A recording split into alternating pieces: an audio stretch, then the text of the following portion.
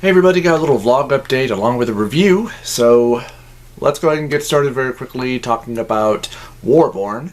This is a tactical RPG.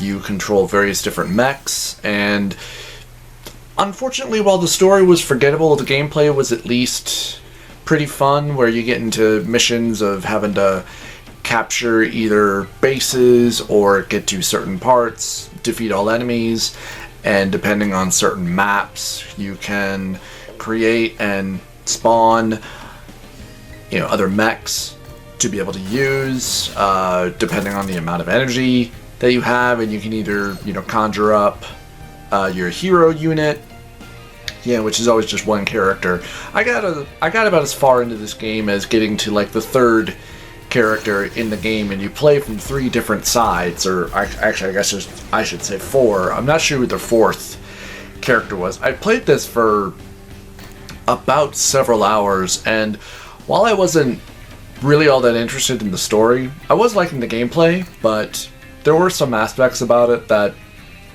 weren't really grabbing me all that much.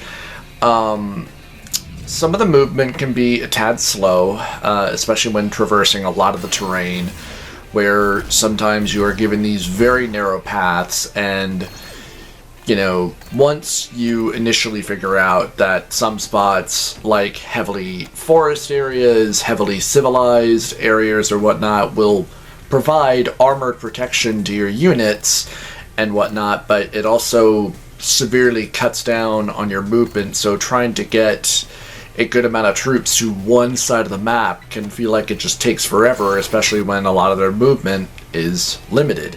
Like sniper units, they can't move very far, but they have, great aim. And then, you have your simple infantry units, you have very simple melee units, you have a heavier shotgun style unit, and then you have rocketers and stuff like that. Unfortunately, once you get to maybe the 5th or 6th mission with the first character, you've seen probably all of the mechs that you're going to see throughout the game.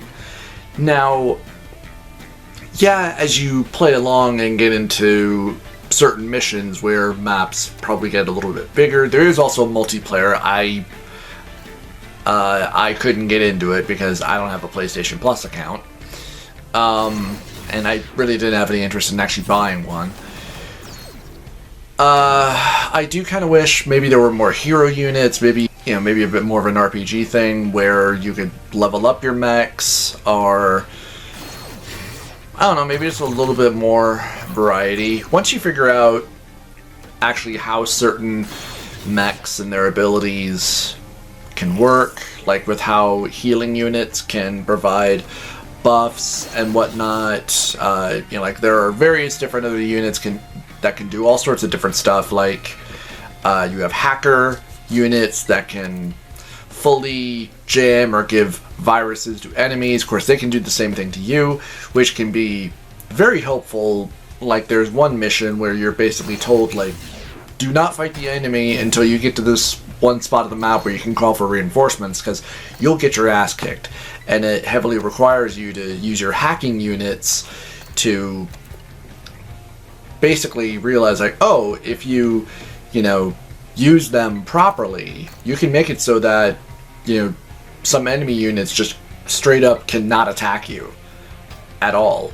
I don't really like how you can't attack and then move, how you have to move and then attack.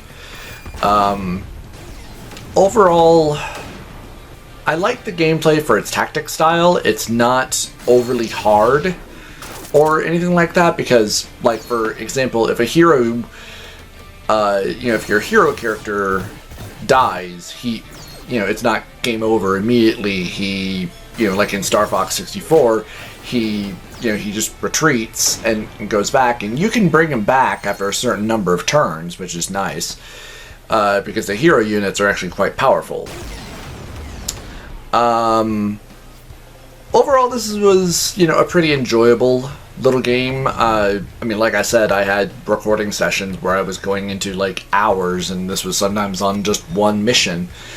But while the story, again, really wasn't that engaging or that interesting, you know, I like a good tactical RPG, so this was at least able to hold my attention. I'd say if you have any interest in it, do certainly check it out. So as for the updates, I think I'm going to be taking a bit of a break for a while from doing indie games, and probably just focus a little bit more on stuff that I already currently own.